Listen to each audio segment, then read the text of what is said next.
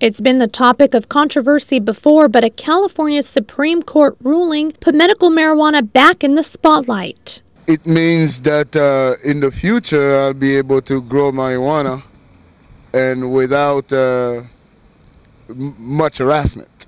Harassment is something that some of the medical marijuana users I spoke with said they are familiar with. But now the ruling will allow them to grow an unlimited amount of medical pot. Well, it was a constitutional decision. Currently, the city of Arcata has a land use ordinance which allows patients to grow within a 50 square foot space. Arcata is managing the growing of marijuana through its land use codes, which limited growth in houses.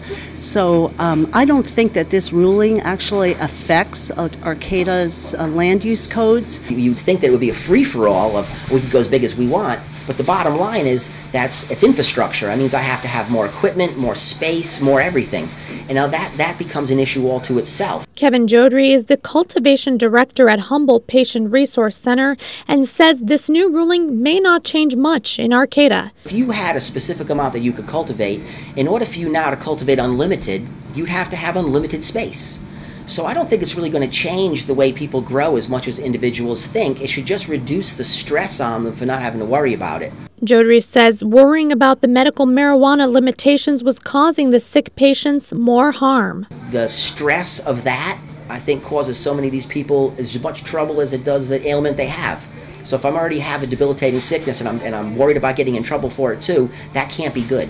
For this Arcata resident, the medical marijuana replaces his pharmaceutical pills. It makes it easier for me because I require a great deal of medication. It has replaced 5 narcotics.